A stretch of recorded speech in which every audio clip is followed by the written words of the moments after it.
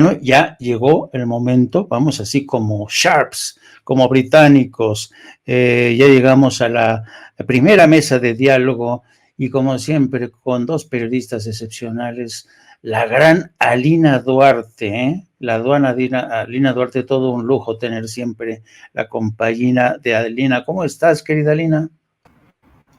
Hola, ¿qué tal? Muy buenas noches. Pues ya regresando de Brasil, regresando de cubrir estas elecciones históricas. La primera vuelta ya será hasta el 30, cuando veremos los resultados finales, que todo apunta a una victoria de Lula, pero bueno, ya estamos de regreso para seguir cubriendo temas de México, pero pues sin dejar de mirar hacia el sur todos estos días, estas semanas, de cara ya a estos segundos comicios. Te mando un abrazote y qué gusto nuevamente estar aquí compartiendo este espacio de Sin Censura. Gracias, querida. Y también tenemos con nosotros al también periodista Oriol Mayó, periodista independiente. Querido Oriol, muy buenas tardes, noches, seas bienvenido. Buenas noches y bueno, hay mucho que hablar. Lo de Brasil fue un poco de infarto, porque parecía que todo iba muy bien, pero un momento que ya no se veía uno así. Pero bueno, parece que la segunda vuelta será bastante obvia, ¿no? Creo, hasta. Bueno, mejor no digo nada, que luego sale todo al revés. Pero bueno, aquí estamos para discutir esa actualidad, que como siempre, esto es como un ping-pong, un partido donde cada día hay una novedad, cada día, bueno, ahora todos somos especialistas en gestos, eso sí, hemos avanzado mucho ya en aprender maneras, abrazos, besos que no existen, no sé, hemos ya a un nivel impresionante. Creo que hay mucho que hablar porque cada día nos dan una novedad increíble, digamos, en la grilla nacional. Sí, y fíjense, a propósito de esto, yo quisiera arrancar esta mesa con un tema que tiene que ver con algo que si nos lo hubieran dicho, qué sé yo, hace un mes y medio, yo hubiera dicho, no, esto no puede ser, sería insólito que la bancada del PRI abandonara a Miguel Osorio Chong y que también Claudia Ries Massieu, otro peso pesado del PRI, también fuera marginada.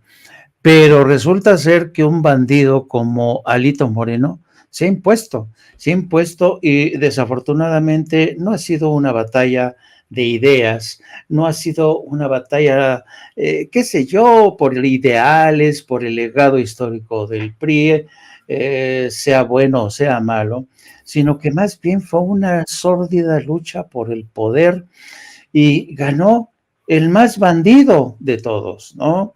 Entonces yo quisiera arrancar con ese tema y querida Alina, ¿qué te parece esta victoria, digamos?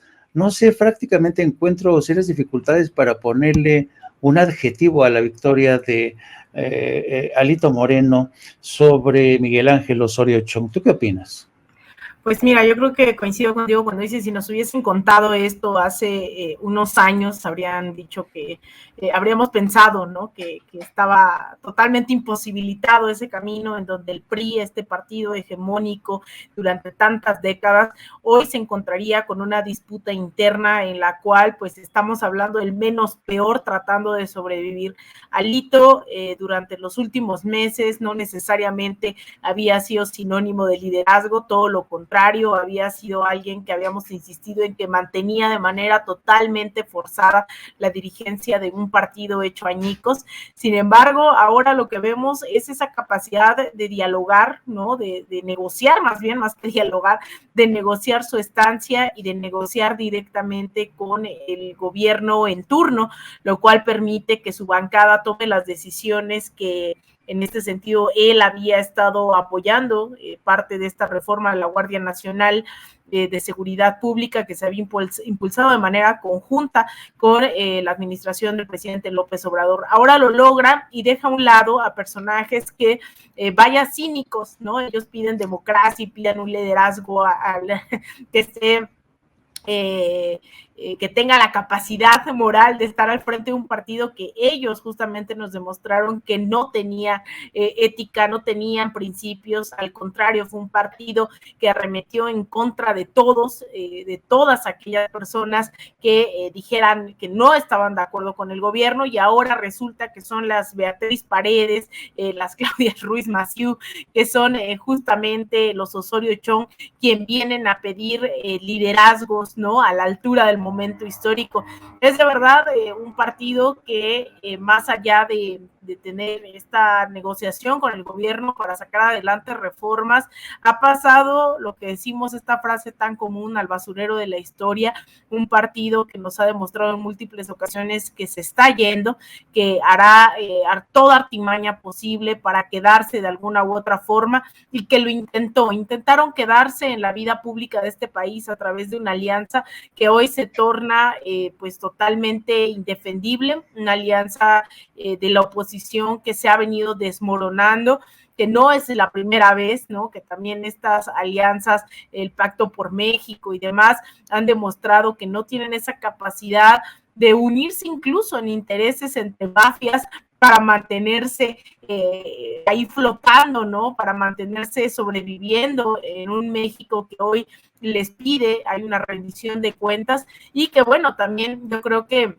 más allá del papel de Alito y de la disputa interna del PRI, lo que estamos observando es esta coyuntura, yo creo una de las principales que hemos vivido en el sexenio, que todavía nos falta seguirla debatiendo, seguir construyendo este panorama de seguridad pública, algo que no es menor, es uno de los retos más importantes para esta administración y las venideras, el saber cómo reconstruir al país después de esta mal llamada guerra contra el narcotráfico. Entonces creo que esto da para mucho más, para muchos más análisis, pero sobre todo pensando en que de plano el PRI hoy está acabado, ¿no? Y que su única opción ha sido que algunos lleguen a algunos acuerdos, algunos consensos, sin embargo, pues pareciera que ya la vida interna está más que destrozada, es más que visible esta ruptura, no solo al interior del PRI, sino de las alianzas de la oposición.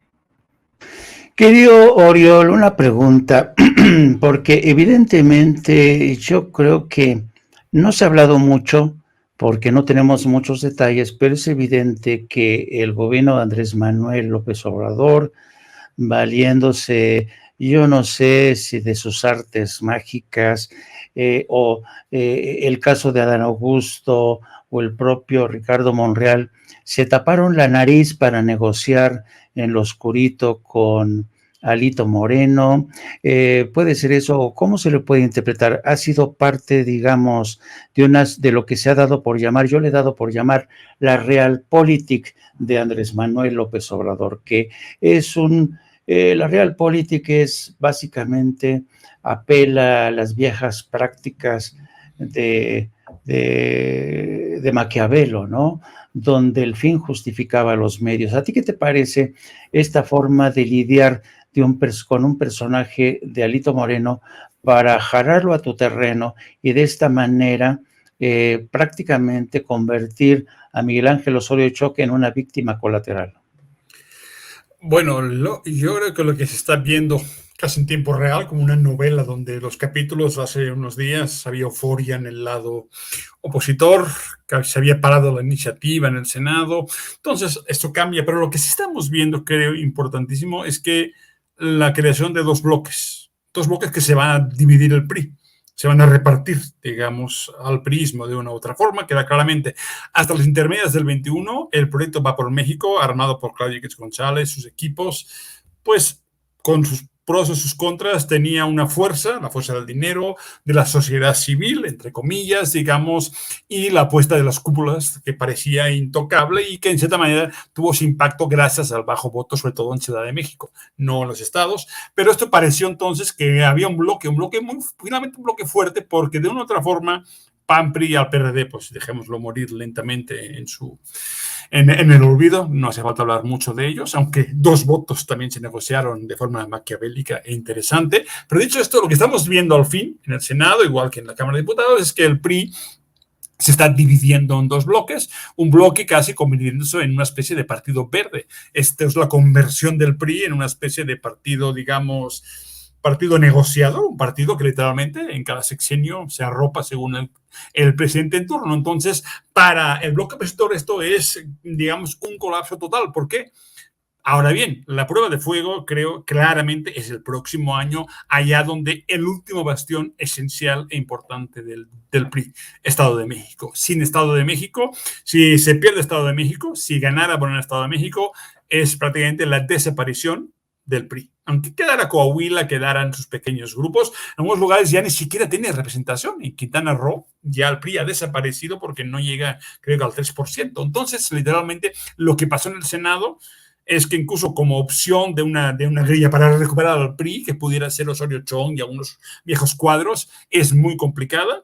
Un personaje como Alito, que tiene plomo en el ala, que lo único que quiere es sobrevivir y que por tanto negocia cualquier cosa, es importante porque recordemos que falta pocos meses para la elección posible de los consejeros del Instituto Nacional Electoral, que ha sido ese bastión literal de un arbitraje casi coludido con la oposición, que ha sido quizá el mayor escándalo en términos históricos de cómo es posible destruir la legitimidad de un organismo que por un tiempo parecía ser capaz, bueno, hasta el 2006, que se acabó, digamos, pareció capaz de tener un proceso distinto, digamos, del poder. Se ha convertido en un contrapoder vinculado a la oposición, pero aún hay temas y elementos muy importantes que llegan en pocos meses. Entonces, para esos grupos, digamos, que hace unos días sentían que habían, de forma numantina, habían sobrevivido, ahora sienten que todo ha terminado. No todo ha terminado. No olvidemos, es esencial, que hay un bloque de poder histórico en el cual, digamos, en el cual ha entrado López Obrador, ha entrado Morena, pero Morena tiene un poder político gubernamental,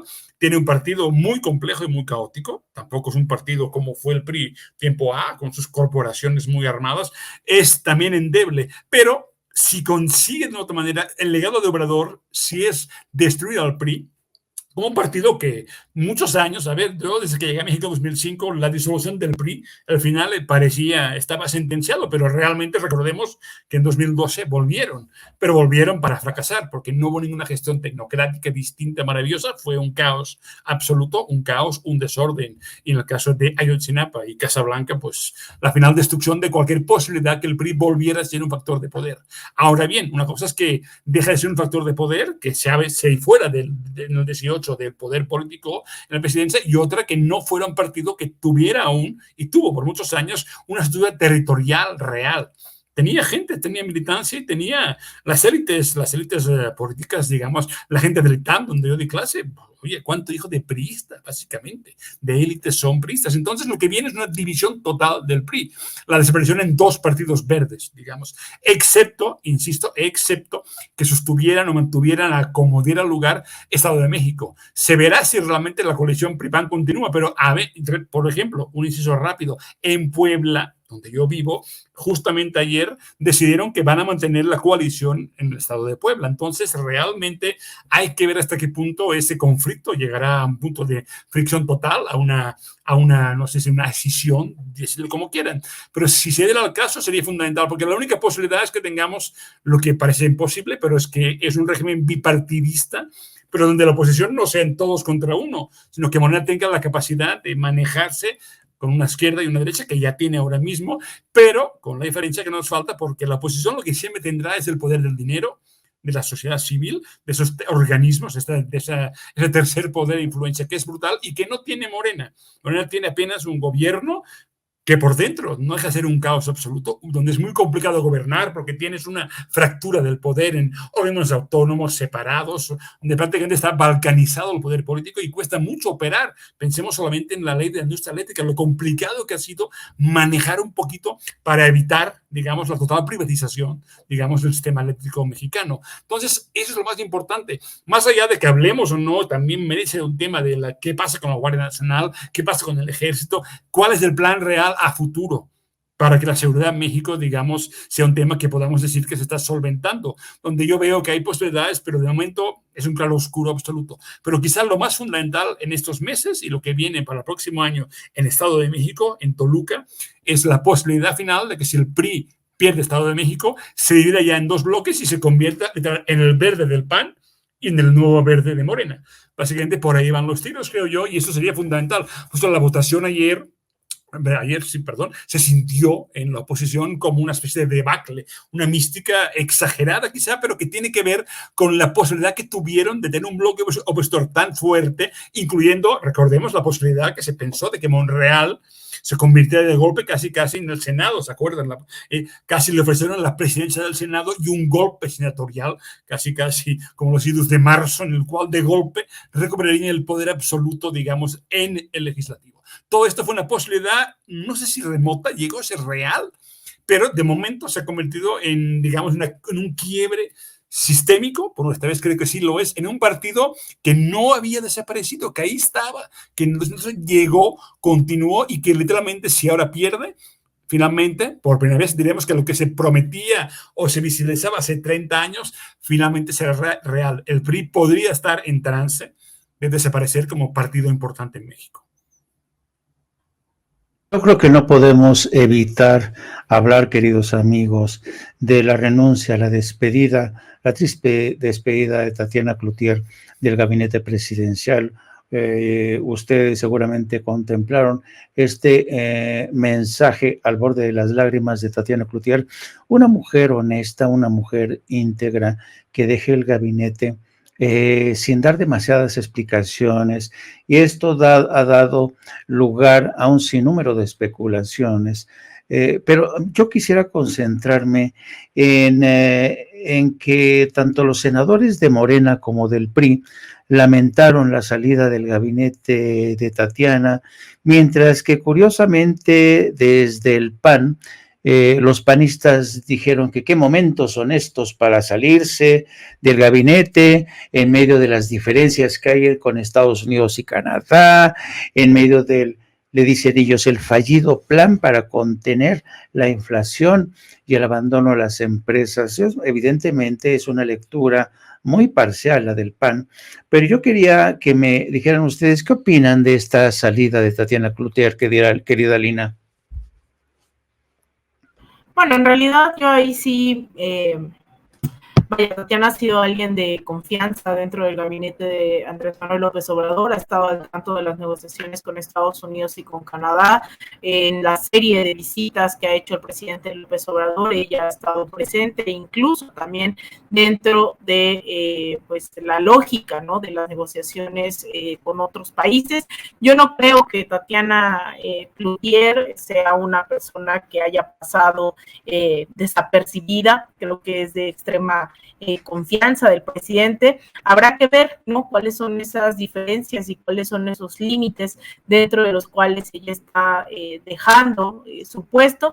También en algún momento se había trascendido, hace varios meses recuerdo que también ella estaba buscando regresar con su familia, estar en un ambiente pues menos demandante, ¿no?, y que ella pues tomara esa decisión, también creo que podría corresponder a esa situación. Lo demás de las especulaciones de la derecha, de la oposición, del PAN, estos pues sopilotes electorales, yo creo que eso pasará totalmente de forma intrascendente, como han pasado de noche todas sus opiniones durante los últimos 4 años. La verdad es que yo no creo que ahí vaya a haber bastante controversia. Esa parece ser una decisión mucho más de corte personal que realmente una confrontación con el gobierno. Yo no la veo, ¿no? Incluso también creo que ahí es interesante ver que algunos están hablando de la posibilidad de que ella se sumase a la oposición, al no ser un perfil radical de izquierda, ni mucho menos, ¿no? Yo creo que ha sido una persona muy de centro, leal con sus convicciones pues más formadas en un ámbito de centro-izquierda. Hay quienes están especulando que podría sumarse a la oposición. Yo eso no, la verdad no lo visualizo, al menos en el corto o mediano plazo. Yo lo veo más como alejarse simplemente por motivos más que personales, y eso lo veremos, ¿no? Lo veremos a lo largo, incluso en estas primeras especulaciones que hacían de por qué Andrés Manuel no la abrazó, que me sigue sorprendiendo. Uno cree que no va a haber la bajeza de estos discursos, ¿no?, que uno va a elevar el nivel de discusión con la oposición y sus argumentos terminan siendo si Andrés Manuel abraza o no a Tatiana Cloutier, y entonces dice, no, pues yo le mando un beso y demás. La verdad creo que no hay mucho ahí que especular en lo inmediato, habrá que ver. Creo que sí es más interesante pensar en el relevo de una secretaría en la cual pues tendría que ir de la mano con una secretaría del bienestar, una secretaría tendría que hacer de corte progresista, y sobre todo pensando, yo no quiero quitar el dedo del renglón de lo que se viene a nivel continental con las próximas elecciones del 30 de octubre en Brasil, en donde claramente se está balanceando, ¿no?, esta política política regional y que se hace frente también a un imperialismo estadounidense cuya hegemonía cada vez está más en disputa, que va en declive con el incremento, ¿no?, del poderío ruso, de la economía china e incluso también del trato que se ha dado por parte de Estados Unidos hacia América Latina, donde la situación económica no le da para impulsar con éxito estos intentos de desestabilización, y una sociedad cada vez más informada, es verdad que cada vez más polarizada. Sin embargo, pues también Estados Unidos ha tenido que replantear la forma en la cual se lleva, ¿no? Logra negociar con una América Latina que cada vez va virando mucho más a la izquierda, que aún así son gobiernos como el chileno que no logran definirse muy a la izquierda, pero bueno, yo creo que ahí Estados Unidos también, bajo esa misma lógica, pues se ha enfrentado a un México con una tendencia, ¿no? O al menos ha insistido el gobierno mexicano cada vez más, tener más soberanía, negociar más entre iguales, y creo que ahí la Secretaría de Economía tiene que seguir jugando un papel fundamental geopolíticamente hablando, pero también con un enfoque de justicia social, de soberanía, de independencia, de redistribución de las riquezas, y ahí es en donde creo que hay que poner el acento, así como estuvimos al pendiente de quién sucedía la Secretaría de Educación Pública, que tiene que ser fundamental dentro de una transformación. La de Economía no se debe quedar atrás, y ahí creo que hacia ese horizonte es al que hay que mirar, y no hacia atrás, y no hacia los abrazos o no que da Andrés Manuel, pero creo que ya veremos, este debate será cuestión de tan solo unas horas, el ver qué apunta y hacia dónde vamos en materia económica en el país. Tienes razón, dentro de las próximas horas, esta duda de quién va a suceder en el cargo a Tatiana será despejada en la mañanera que ya se ha convertido realmente en uno de los programas más vistos dentro y fuera de México. Pero déjame, Oriol, que te cambie de tercio. Le voy a pedir a Adriana que proyecte el Twitter del secretario de Gobernación, que tiene una foto ahí que lo puso en su cuenta de Twitter, el secretario de Gobernación, que está muy sonriente con Juan Carlos Monedero. A ver si lo encuentras, si nos haces favor de poner este Twitter. Miren, aquí tenemos esta foto. Déjame, antes de preguntarte, querido Oriol, dice el Twitter del secretario de Gobernación: no todo en la vida es política. Hay que dedicar el tiempo de calidad con los amigos. Bienvenido a México, Juan Carlos Monedero. Bueno, la pregunta que para mucha gente que no conozca a Juan Carlos Monedero, pues es un dirigente de izquierda, es un hombre bastante brillante, por cierto, con un gran empaque intelectual, y verlo aquí, con esta sonrisa de complicidad con el secretario de Gobernación de México, muchos se preguntarán, bueno, ¿y por qué este aire de complicidad entre Juan Carlos Monedero y el secretario de Gobernación? ¿Qué tienen en común estos dos hombres? Y yo te lo quería preguntar, Oriol, ¿qué opinas de esta fotografía? ¿Qué te dice esta fotografía?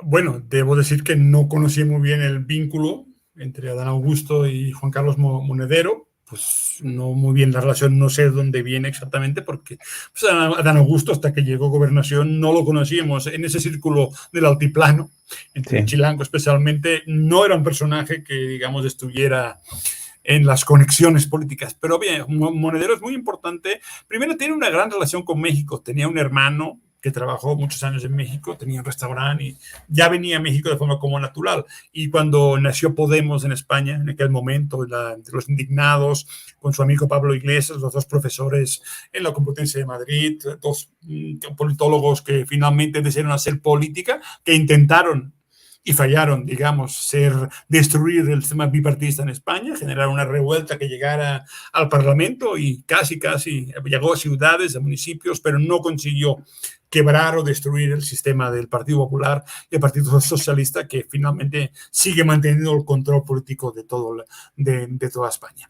Dicho esto, Monedero es un personaje que siempre tuvo relación con México y así y como Pablo Iglesias también han apoyado, han insistido. Yo recuerdo mucho, me acuerdo, hace muchos años, una sección de Podemos México para apoyar un poquito ese proceso que se hacía en Madrid, en Barcelona. Y bueno, pues ahí también alguna vez vino Monedero, porque, insisto, venía a México por relaciones.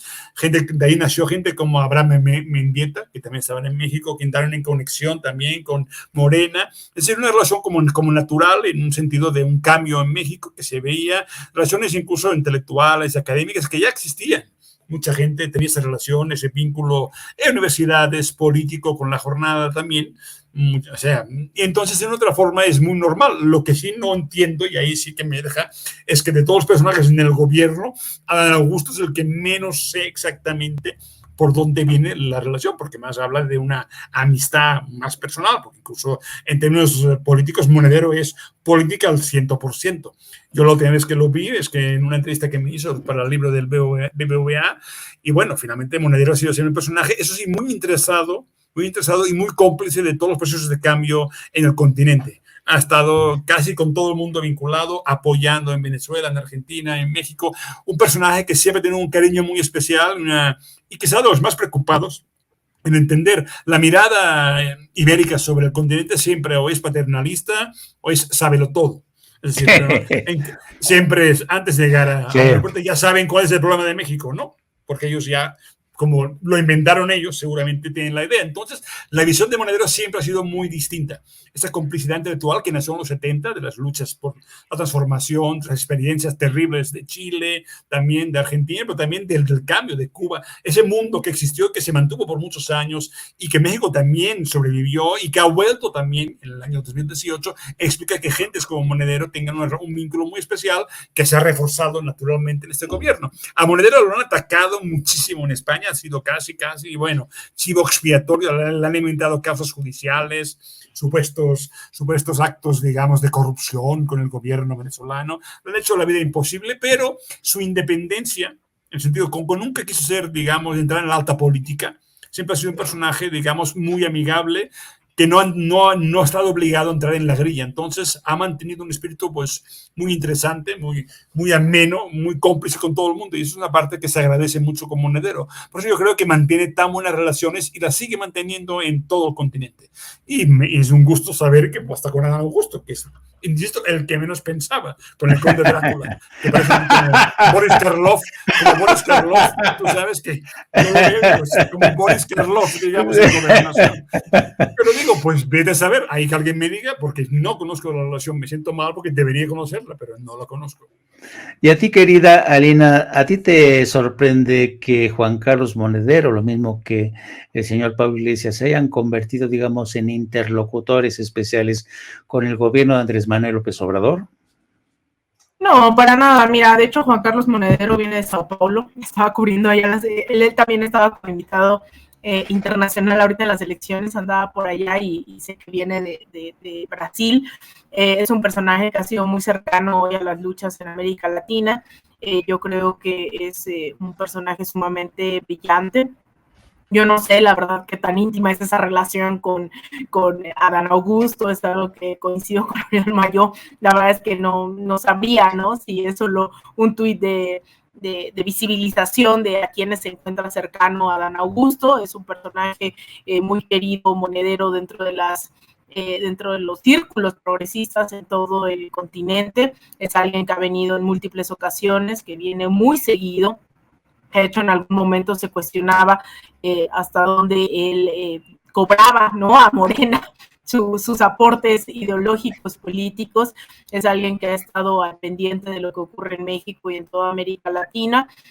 Pues la verdad es que no me sorprende que sea allegado. De hecho, lo vi incluso ahí en Sao Paulo con Mario Delgado, quien también estuvo como observador, como acompañante del proceso ahí en Brasil, sobre todo, bueno, como acompañantes obviamente del Partido de los Trabajadores, que encabeza, que es el partido de Lula da Silva. Estuvieron ambos ahí acompañando el proceso en Brasil. Entonces no me sorprende, ¿no? Es algo que incluso en esas mismas lógicas son natural que los grupos progresistas, que muchas veces en este corte más académico militante no suelen ser mayorías, ¿no? Sino son grupos pues muy identificables, muy pequeños, que se mueven en toda la región, así que no, la verdad es que no me sorprende. Ahorita, de hecho, está él terminando una charla en el Instituto Nacional de Formación Política, junto con el FISGON, tenían una charla esta tarde, justamente, ¿no?, en el marco de las democracias en el continente. Entonces está por más que claro, ¿no?, las alianzas que ha tenido históricamente en nuestro país, junto con Podemos. Bueno, es inevitable que estos grupos emergentes de las luchas sociales, de las luchas también incluso académicas, ¿no?, digámoslo desde esa trinchera, pues logren empatar. Más allá, en el caso específico con Adán Augusto, que bueno, también ahí estará lidiando con esto que veíamos de las filtraciones, ¿no?, de si otorgó o no la seguridad de Tabasco a personas que se ligan con el cártel Nueva Generación, Jalisco Nueva Generación. Bueno, pues también eso es lo que está pasando en ambos contextos, ¿no? Un monedero que ha apoyado históricamente las luchas en América Latina, y por otro lado un secretario de Gobernación que también está buscando esas alianzas, o que ya las tienen. Desconozco si son amigos de tiempo atrás, insisto, pero creo que es muy natural este tipo de encuentros entre, pues, en el caso monedero, ¿no?, alguien que se dice acompañante de las causas por la libertad, la emancipación de los pueblos a escala global, y de alguien que forma parte de un gabinete de un gobierno que se asume de corte progresista. De acuerdo. Ahora, quiero provocarlos a los dos un poquillo, pero quiero que... Yo sé que son periodistas y que, como dice el presidente, no se guardan las cosas en el pecho. Les voy a pedir que sean así, que hablen de manera muy franca. Quiero pedirle primero a Adriana que me ponga el video número 18, querida Adriana, porque quiero preguntarle sobre esta sugerencia del presidente Andrés Manuel López Obrador. Por eso tengo hasta ganas de hacer la mañanera los sábados y domingos. Sí. ¿Ustedes qué opinan? A ver, vamos a hacer una votación. Que levanten la mano los que quieran mañanera, sábados y domingo. A ver, hasta ahí. Bueno, son como uno. A ver, manténganla. 2, 3, 4, 5, 6, 7, 8, 9, 10, 11, 12. Bájenla. Que levanten la mano los que no quieran mañanera ni sábados y domingos, sino nada más de lunes a viernes. Pues va a haber mañanera, sábados y domingos. A ver, que levanten la mano los que se abstienen. Nadie. Bueno, tomo en cuenta la propuesta. Sábado y domingo, porque los conservadores y sus voceros aprovechan el fin de semana. Entonces, pues lo voy a pensar, porque es importantísimo la información. No informan, no se garantiza el derecho a la información por parte de los medios de comunicación convencionales. Entonces, vamos a ver qué hacemos. ¿Quién sigue?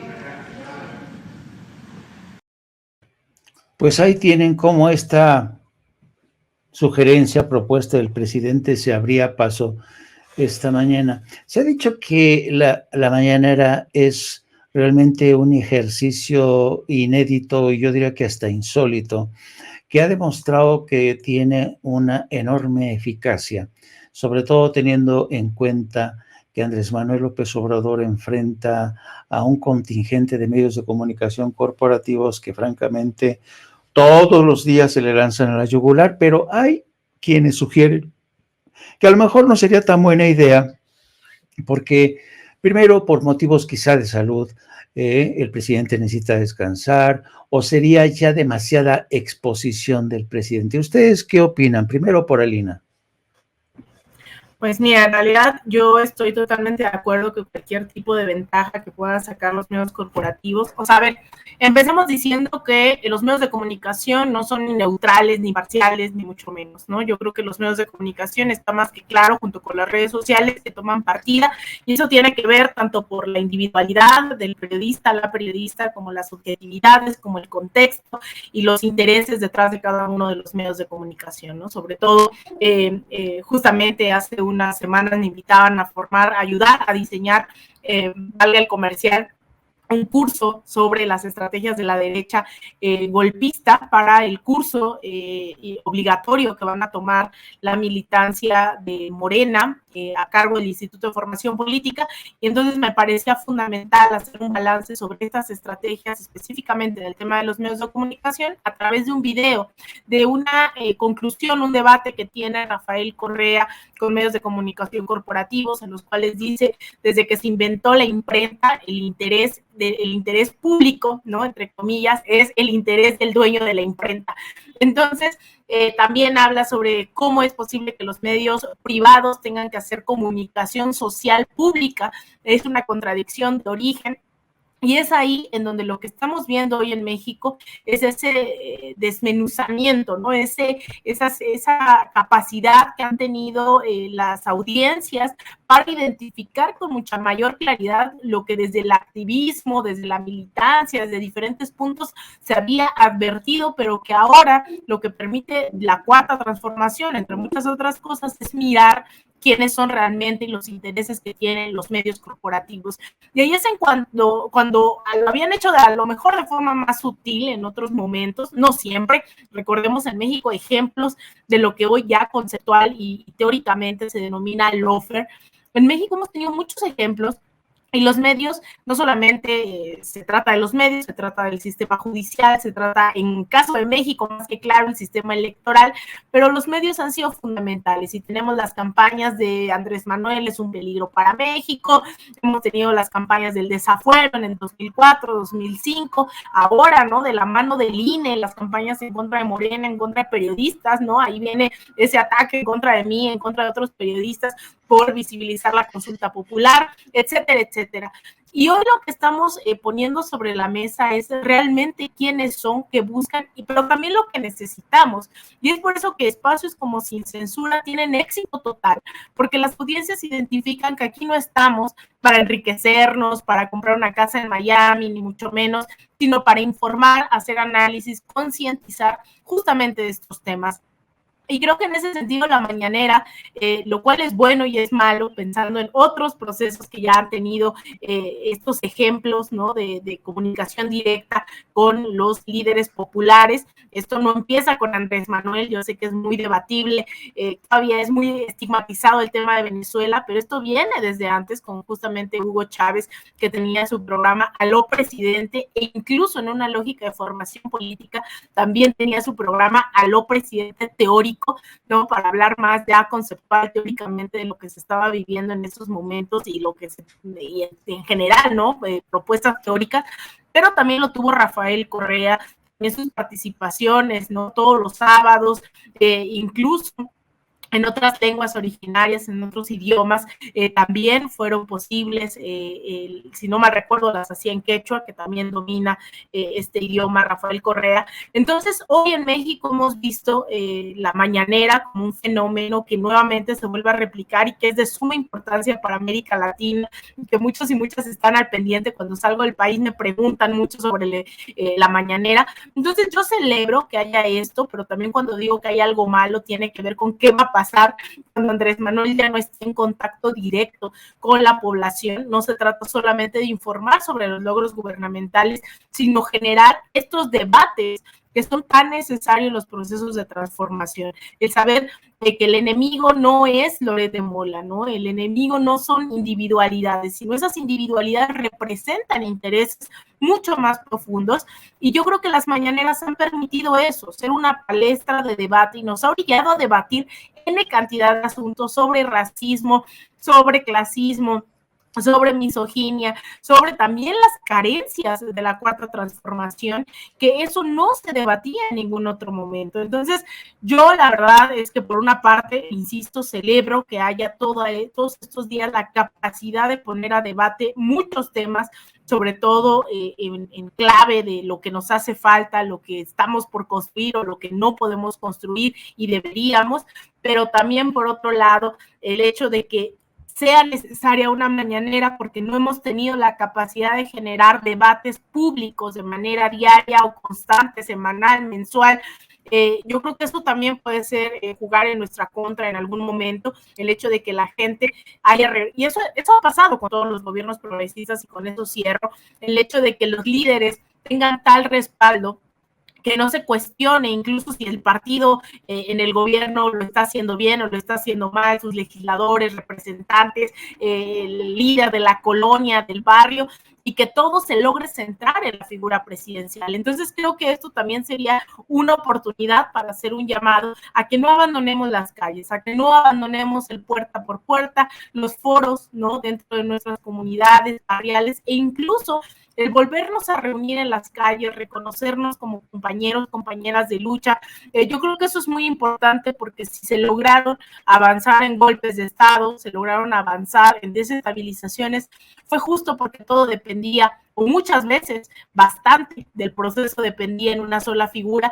El pueblo tardaba en reaccionar, ¿no? Ese fue el caso del golpe de Estado en Bolivia, hasta que Evo o el MAS no dijo, salgan a las calles, la gente salió, entre que Rafael Correa no hubo un relevo generacional, una formación política de sus bases, pues al final regresó la derecha, hoy representada en Guillermo Lasso, además de la traición de Lenín Moreno.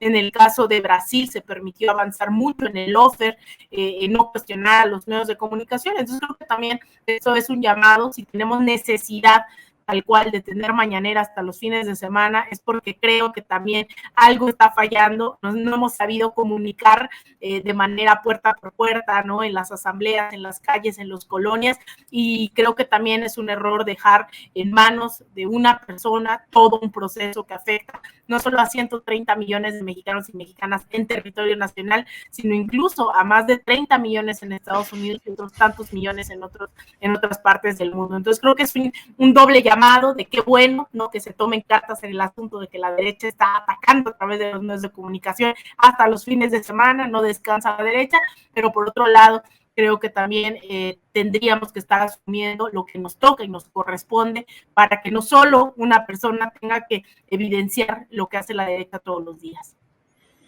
Interesante, muy interesante, querida Lina, porque efectivamente el día que se vaya Andrés Manuel López Obrador, que ya dijo que se va a ir y ya no va a regresar, pues ¿quién va a cubrir ese enorme vacío, no? ¿Tú qué opinas, querido Oriol? Pues sí, yo, Carolina, lo he dicho muy bien. Ha sido siempre uno de los grandes problemas de un movimiento también centrado en una persona, un personaje que significa y impulsa un proceso. Pero este proceso, digamos, requiere siempre este doble eje, vertical y horizontal. El movimiento, lo que fue Morena, sí generó unas bases reales de gente. También muy complejo, porque había desde ciudadanos enojados con todo, gente que sí muy preparada, gente que estaba en luchas sociales de todo tipo, pero al llegar al gobierno siempre, por definición, la nómina impera también. Se defiende la nómina, el proyecto, la persona, pero todo se confunde, y además en las bases, como sabemos, la solidez del movimiento no existe. Es decir, yo vivo en Puebla y lo digo porque lo veo real.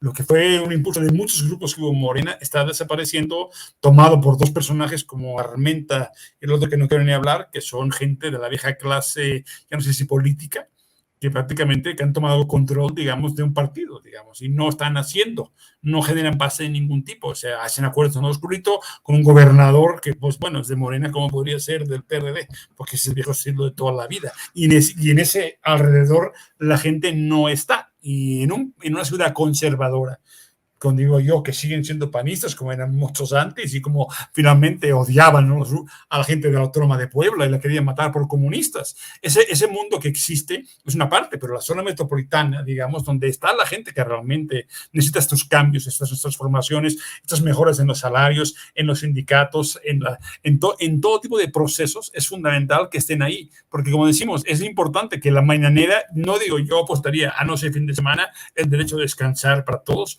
Yo, si para periodista tuviera que ir cada mañana a las 5 de la mañana a hacer fila en Palacio, me niego, yo ni secretario sería, yo dimito como Tatiana y me voy, porque la verdad yo me voy a dormir a las 2 de la mañana, normalmente me levanto a las 8, duro mis 6 horas y no podría aguantar ese ritmo. Yo antes ya, como Tatiana, acabaría muy mal, sin abrazos ni balazos. Pero dicho esto, es importante esa parte, cada vez falta menos, todos somos más conscientes. Que nos esto queda 1 año y medio apenas, se puede decir. En el fondo, el 24 ya será puramente, digamos, preelectoral. O sea, queda apenas cuando acabe este año y el próximo. Faltan muchas cosas muy importantes y tenemos ese balance agridulce. Un presidente que ha hecho cosas, ha hecho sobre todo un cambio en el sentido, en el discurso, en la esfera pública. Ha destruido, sobre todo, cosas que parecían intocables durante 40 años de esta transición inacabable, que al menos ha muerto ya como transición y ya no aguantamos a ciertos poderes fácticos intelectuales, ya podemos burlarnos de ellos, cuando menos avanzamos muchísimo, pero en ese conflicto total, permanente, en esa polarización, que siendo inevitable y me parece bien, significa también, requiere también que veamos en tu frente realmente con quién estamos. Las fuerzas, no es como un FODA de fuerzas y debilidades, pero existen, son importantes. A veces esas cosas son milagrosas. Insisto, ese último mes ha sido exactamente eso. Cuando dependes de movimientos arriba, un día puede parecer que Monreal ya negoció con la oposición, ya controlan el Senado y de golpe tienen todo el poder, y en 15 días ya parece lo contrario. Pero en ese voluble juego de esferas, lo más importante y fundamental es con lo que Elena recuerda. Siempre que un proceso se mueve solo en las alturas, el peligro es que las bases no están. Y sin esas bases que existen, toda esa gente que ha simpatizado. A ver, yo cuando llegué en 2005 a México, el nivel de desportización, estábamos con Fox y su mujer y los amarres y su candidatura, y era todo un chiste malo, aunque bueno, estaba la gasolina a 6 pesos, eso sí me acuerdo, y el dólar creo que a 12. Pero dicho esto, y todo se destruyó. Fox tuvo el mayor ingreso petrolero de la historia de México y acabó en nada. Era algo terrible realmente. Pero dicho esto, había una desportización y bueno, cuando hubo un proceso en 2006 que se levantó la gente, fue muy duro. Fue muy duro realmente entender cómo el poder ganó y ganó a toda costa. Ahora que se ha abierto esta brecha tan importante, que ahí está, lo más importante es que esos cuadros que se generaron, ese movimiento, ese entusiasmo de la gente real y concreto, que ahí está, tan complejo de que finalmente nos quitamos ciertas cadenas que estaban ahí, y la posibilidad también de mucha gente de hacer cosas distintas, de generar cambios, pero esos cambios hemos visto lo complicados que son. Estar en un gobierno puede ser depresivo a un grado extremo. Incluso cuando quieres cambiar cosas, te das cuenta de los límites que te imponen. Recuerdo hace poco hablando con Hugo López Gatell, ¿no? Los cambios, es decir, las dudas de corrupción de proveedores en medicina son tan brutales que uno ni siquiera sabe cuando llega un avión con medicina si va a llegar un día a un hospital aquí en Puebla. Pero en el camino alguien lo está robando, o lo roban en la farmacia, o lo roban en el traslado, o lo roban los proveedores. Hablamos de un sistema de corrupción, de colusiones tan fuertes que los cambios son muy complejos, muy difíciles. Más esa estructura de fragmentación del Estado que impide que trabajes en cambios reales. Vemos ahora cosas importantes a ver cómo acaban. Hay cosas como la Ley Federal del Trabajo, los cambios para que la gente tenga vacaciones. 12 días para empezar el primer año que tienen que llegar. Eso es fundamental. Como tener también a cabeza de vaca, otro tema que a ver si es verdad que cae cabeza de vaca. Hay temas que discutir, pero lo importante es que si nos movemos solamente en cuestión de élites, de luchas de poder, al estilo de los vaticanólogos, los geminólogos, que ahí descubrían las tensiones inherentes en los poderes, no veremos que abajo es donde es importante que se note esa situación, que lo que llegó no termine. Que esa maldición sexenal pues no termine tampoco, no se convierta al siguiente sexenio en una restauración, aunque sea en nombre de algún morenista. Es fundamental, es complejo, es delicado, es un equilibrio muy complicado. Eso es como un mundial donde un día le apuestas a un partido y luego a un equipo, te lo cambian, nunca sabes quién ganará, aunque gana siempre Alemania, casi siempre pasaron los mundiales últimamente. Pero dicho esto, es importante esa parte que recuerda Lina. Si nos olvidamos que sin la gente no será posible. Porque las encuestas de opinión basadas en un solo personaje no son suficientes. Si abajo no vemos lo que pasa, y hay que ser honestos, sinceramente. Las cosas a veces no van bien en algunos lugares, en nuestro alrededor, lo que dice Alina, hay que reencontrarnos, hay que remotivarnos también. Pensar en algún encuentro de Sin Censura, por ejemplo, hagamos encuentros también de Sin Censura, de la gente que nos sigue, de la gente que estamos aquí platicando de disparates o discutiendo. Realmente refundemos cosas. Si ya pasó la pandemia, podemos volver a salir y sería bueno realmente recuperar esa energía colectiva que está ahí, que permanece y que increíblemente estamos casi llegando al 5º año. Esto era imposible antes, al 5º año ya todo estaba perdido. En cambio, seguimos de ahí, sigue viendo campos abiertos, espacios y horizontes. Entonces, pues veámonos más, vayamos a algo más, generemos esa energía que Alina dice que es tan importante, porque esa es la base para que las cosas sigan. Un presidente que pudo y que sabemos que después de él hay que seguir, porque él ya no va a estar. Pues interesante las ideas que han manifestado tanto Alina como Oriol. Les agradezco a los dos enormemente su participación esta noche, como siempre. Interesante, aleccionadora. Alina, ¿por qué no nos dices cómo te puede seguir la gente? ¿Dónde te puede encontrar? ¿Cuál es tu cuenta de Twitter? Muchas gracias. Pues a mí me pueden encontrar en Twitter en @AlinaDuarte_, en Instagram _AlinaDuarte, en Facebook.com/Alina Duarte Periodista, y todas las noches aquí en Sin Censura Nocturno, salvo los lunes que nos toca de día en nuestra charla con Laura Ceballos por la mañana. Y bueno, ahí estamos subiendo todo lo que hacemos, los contenidos, tanto en medios públicos, en Sin Censura, para el Consejo de Asuntos Hemisféricos, con sede en Washington, etcétera, etcétera. Y nos vemos este sábado. También vamos a estar en la Feria del Libro, los esperamos, espero nos puedan acompañar a las 4 de la tarde. Vamos a estar con Violeta Vázquez Rojas, con Temoris Greco y Arturo Rodríguez en una charla que se llama justamente Periodismo Militante. Vamos a estar ahí a las 4 de la tarde el sábado, ahí en el Zócalo de la Ciudad de México, para que de verdad nos acompañen, charlemos ahí, no se lo pierdan. Y bueno, también ahí estaremos informando otros eventos donde próximamente estaremos, y agradecerte pues nuevamente que estés al frente de este espacio, y un saludo también ahí a Oriol, a todo el equipo, y claro está a la audiencia de Sin Censura que nos está viendo, y a la gente que también está comentando en el chat. Nos vemos, les mando un abrazo y un beso, y nos vemos el día lunes por acá, por Sin Censura. Cuídate mucho, querida Alina. Y Oriol, ¿cómo te puede seguir la gente? Bueno, como siempre, yo nada más tengo mi cuenta de Twitter, que aún no publico mucho, porque bueno, el libro de Iberdrola apenas salió en España, la impresión apenas ayer, llegó a mi casa de Barcelona, y en México estamos esperando, pero si quieren seguirme en Oriol Mayo, todo junto, @ en Twitter, ahí pues publico poquito, pero hago algo. Ya Facebook, ya no estoy en Facebook, pero Twitter ahí sí, al menos para observar la pelea. Y bueno, aquí la gente pide a Eddie Small, o sea, los teloneros ya nos vamos. Alina, fue un gusto. La verdad, me encantó, y a ver si un día nos vemos ya en directo. No puedo estar en el Zócalo, ya luego me voy a Campeche a trabajar unos días en temas de ordenamientos territoriales y otras cosas, pero oigan, me encanta estar aquí, y pues hay que seguir hablando y sí, viéndonos más también. Un placer, queridos amigos. Buenas noches, que descansen. Amigos, amigas, regresamos en breve, pero mientras seguimos hablando sin pelos en la lengua, sin censura, usted puede suscribirse a nuestros 3 principales canales en YouTube.